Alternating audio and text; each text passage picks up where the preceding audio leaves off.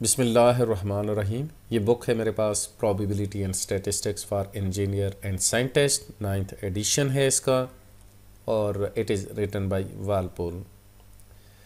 इसका page number है 358 और प्रॉब्लम नंबर है 10.39, और इसमें दो कंपनीज का डेटा दिया गया है और इसमें वो ये कहता है कि test the hypothesis that the average running time of film produced by company to exceed the average running time of film produced by company 1 by 10 minutes. तो दिस मीन्स कि μ2 माइनस μ1 को जो है ये इनका जो डिफरेंस है उसने 10 मिनट्स दिया हुआ है, लेकिन साथ यहाँ पर कहते हैं the alternative hypothesis is that the difference is less than 10 minutes.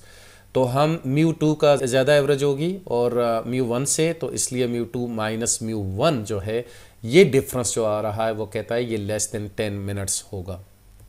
ये इसने अल्टरनेटिव हाइपोथेसिस दिया हुआ है। तो इसमें हम सबसे पहले अल्टरनेटिव हाइपोथेसिस को लिख रहे हैं यहाँ पर।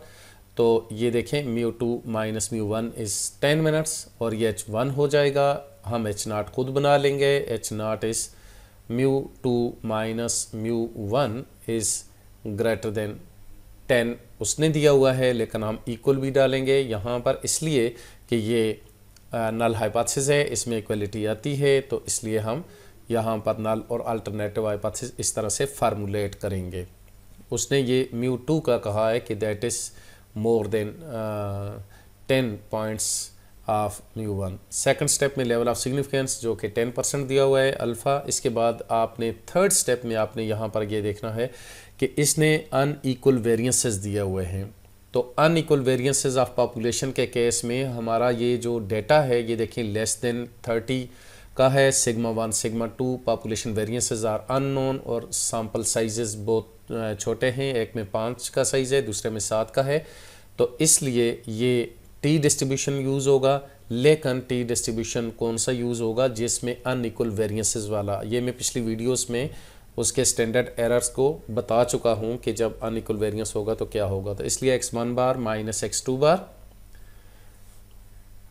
माइनस μ1 माइनस μ2 लिखते होते हैं, लेकिन यहाँ हम μ2 माइनस μ1 लिखेंगे। तो इसलिए कि ऊपर हमने μ2 माइनस μ1 किया, तो इसी तरह से हम यहाँ पर x2 बार माइनस x1 बार भी चेंज कर देंगे।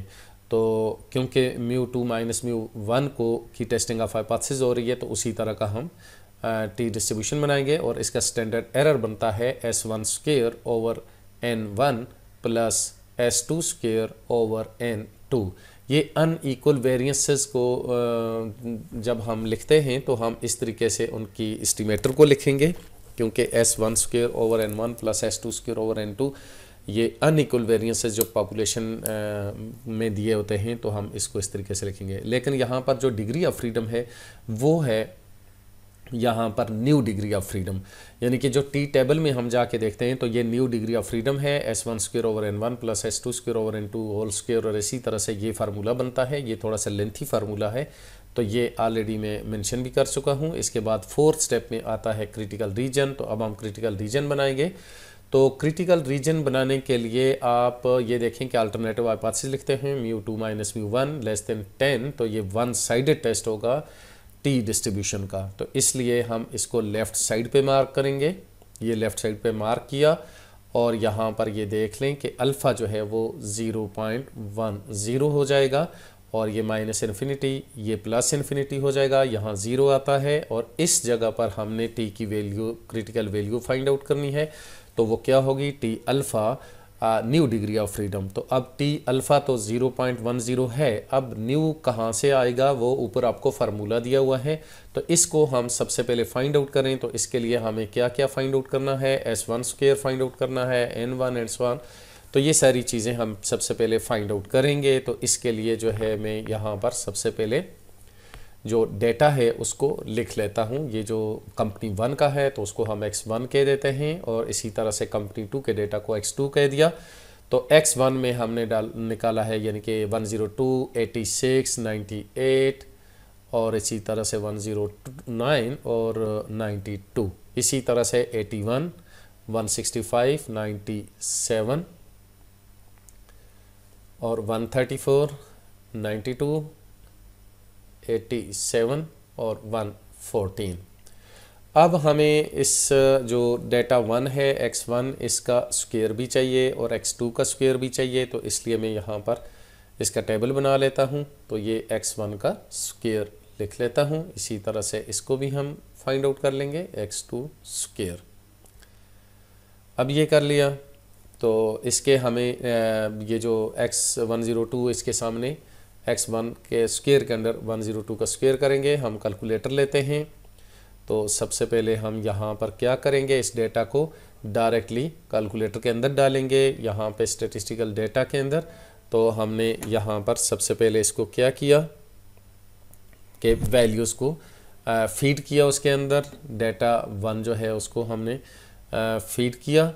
तो ये सारी वैल्यूज़ जब फीड हो जाएंगी तो उसके बाद हम इसको क्लियर कर लेंगे। उसके बाद हम दोबारा शिफ्ट में जाते हैं, उसके बाद 1 में जाएंगे। देखें यहाँ पर सम है 3 पे, तो 3 को प्रेस करेंगे और इसमें 2 में चले जाते हैं और ये सम ऑफ x आ जाता है। तो ये यहाँ पर हम सम ऑफ x लिख लेंगे। तो ये मैं डायरेक्टली कैलकुलेशन कर रहा हूँ कैलकुलेटर के साथ, मतलब सेपरेट यानी कि सिंपल कैलकुलेशन नहीं कर रहा हूँ। इसी तरह से मैं दोबारा शिफ्ट में चला जाऊँगा, फिर 1 में और उसके बाद 3 में चले जाते हैं और उसके बाद 1 में करते हैं। तो ये सम ऑफ x स्क्वायर हो जाएगा 47749 आ गया, जो कि हमने यहाँ पर लिख लिया है। लेकिन याद रखिएगा कि ये ऊपर आपने फिल करना है इसको।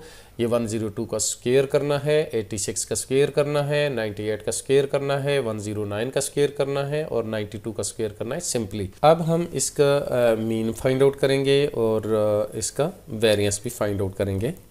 ये जो डेटा 1 है जो हमने फीड किया हुआ है, तो इसको हम डायरेक्टली फाइंड आउट करेंगे। लेकिन पहले मैं यहाँ पर लिख लेता हूँ x1 bar is equal to 487 divided by 5। तो ये मेरा मीन आ जाएगा इसको डिवाइड करने से। और इसी तरह s1 स्क्वायर जो होता है 1/n minus 1 sum of x square minus sum of x whole square over n। तो उसकी जगह पर उसका डेटा मैं डाल रहा हूँ और ये इसको ब्रैकेट क्लोज़ किया और इसके बाद में डायरेक्टली कैलकुलेटर से ये चीज़ें फाइंड आउट कर लेता हूँ। तो शिफ्ट किया, इस 1 को प्रेस किया और यहाँ पर आप देखेंगे कि यहाँ इसमें हम वेरिएंस जहाँ लिखा हुआ है उसमें चले जाते हैं।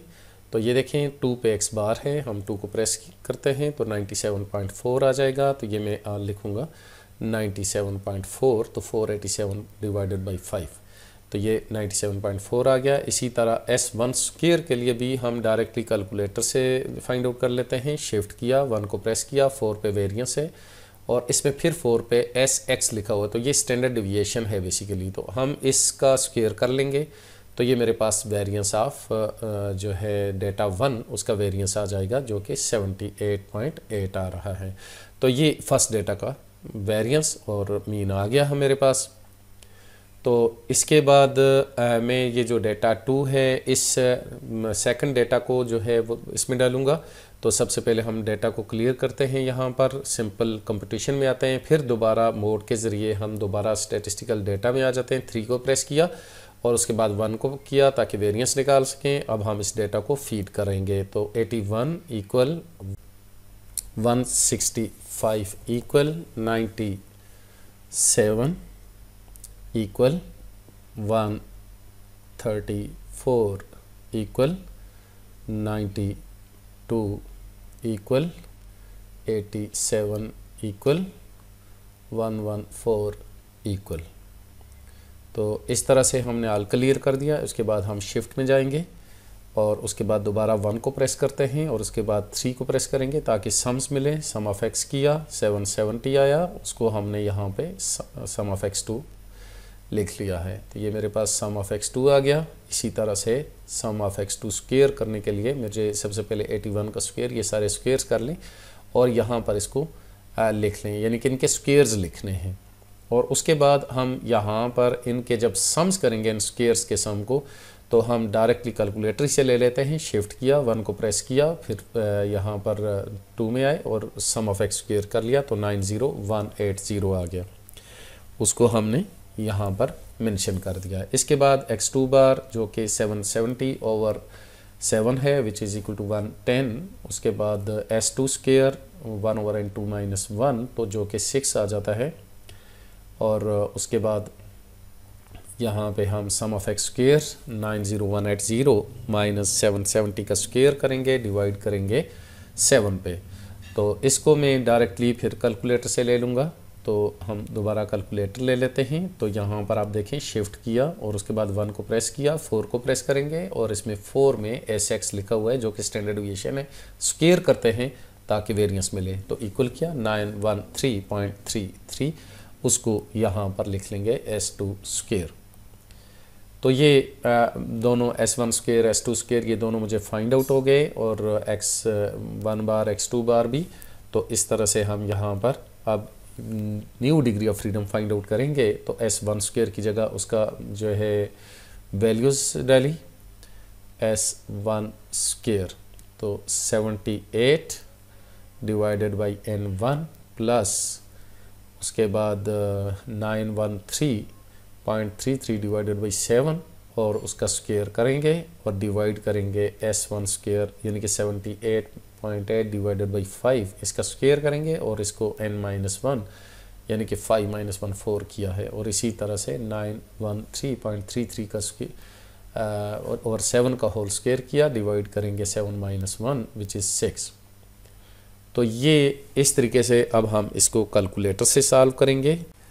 7.37 आ जाता है इसका आंसर और ये 8 लिखेंगे हम इसको, क्योंकि 7 पॉइंट समथिंग जो भी आ जाएगा हम नेक्स्ट नंबर हायर नंबर ले लेते हैं, राउंड ऑफ नहीं करते हैं, नेक्स्ट हायर नंबर लेते हैं। तो ये डिग्री ऑफ फ्रीडम 8 होगी। तो हम टी को 0.1 degree of level of significance के सामने 8 डिग्री ऑफ फ्रीडम में देखते हैं। तो ये आता है 1.397, वो हमने लिखा। तो ये वैल्यू आ गई है 1.397। तो ये क्रिटिकल वैल्यू होगी। तो इससे जो भी वैल्यू बिलो होगी तो वो हमारा क्रिटिकल रीजन बन जाता है। अब मैं अपने 5th स्टेप में चला जाता हूँ। 5th स्टेप में आती है कैलकुलेशंस। कैलकुलेशन में हम टी की वैल्यू कैलकुलेट करते हैं। x2 बार मेरे पास 110 है, माइनस x1 बार 97.4 है और इसके बाद difference between two population mean μ2 minus μ1 था जो कि यहाँ पर उसने 10 दिया हुआ था, तो वो डाला। इसके बाद हम स्क्वायर रूट करेंगे और इसमें S1 square over N1 plus S2 square over N2। तो 78.8 डिवाइडेड बाई N1 मेरे पास 5 है और प्लस 913.33 डिवाइडेड बाई 7। तो अब हम इसको कैलकुलेटर से सॉल्व करते हैं। तो हम कैलकुलेटर लेते हैं। तो कैलकुलेटर से हमने ये ब्रैकेट लगाया और उसके बाद यहाँ पर 110 माइनस 97.4 और उसके बाद -10 करते हैं और इसको डिवाइड कर लेते हैं। Square root 78.58 divided by 5 plus 913.33 divided by 7 और ब्रैकेट को क्लोज कर लेते हैं। तो इक्वल कर लेते हैं इसको। तो ये आता है 0.215। तो ये 0.215। इसके बाद हम छठे स्टेप में आ जाते हैं कंक्लूजन में। हमारी जो ये 0.215 है वैल्यू है, तो ये हमारे टी डिस्ट्रीब्यूशन में यहाँ पर फॉल कर रही है। ये एक्सेप्टेंस रीजन आता है तो इसमें फॉल कर रही है, इस तरफ रिजेक्शन रीजन में फॉल नहीं कर रही है। तो so we are unable to reject H0। ठीक है, तो इसलिए we can not reject H0। तो H0 को रिजेक्ट हम नहीं कर सकते। इसके बाद हम पी वैल्यू मेथड के ज़रिए करते हैं। तो पी वैल्यू मेथड के ज़रिए कैसे करेंगे? उसके ज़रिए हम सबसे पहले उस लेवल को फाइंड आउट करेंगे पी को, कि हमारे पास जो कैलकुलेटेड वैल्यू है वो है 0.215 है। तो यहाँ पर देख लें 0.215 है। तो ये कैलकुलेटेड वैल्यू को हम 8 डिग्री ऑफ फ्रीडम के सामने देखेंगे। तो 215, तो ये देखें ये सारी वैल्यूज़ बड़ी होती जा रही हैं। इसका मतलब है 215 इससे बिलो यहाँ पर आ रहा है और इससे बिलो आया तो इसका मतलब है लेवल ऑफ सिग्निफिकेंस देखें जैसे यहाँ पर ये इंक्रीज़ करता जा रहा है तो वो जो लेवल होगा वो भी इंक्रीज़ करेगा 25% से। तो इसका मतलब ये हुआ कि जो हमारी पी वैल्यू है दैट इज़ ग्रेटर देन 25%, ये इससे एक्सीड कर रही है। तो क्लियरली जो हमारा लेवल है ऑफ सिग्निफिकेंस है वो है 10%। सेकंड स्टेप में आप यहाँ पर देख लें, यहाँ हमने लिखा है उसको लेवल ऑफ सिग्निफिकेंस, ये देखें ये 10% है, और जबकि हमारी पी वैल्यू है वो मोर देन 25% है। तो ये पी वैल्यू, ये चूँकि वन साइडेड है इसलिए मैं इसको डायरेक्टली सिंगल वैल्यू देखिए, इसको 2p नहीं किया। तो p value is greater than level of significance, so we can not reject h0, reject h0। तो ये हमारा testing of hypothesis about two mean when population variances are unknown and unequal और data given था, तो उस case में हमने ये टेस्टिंग ऑफ हाइपोथेसिस की है।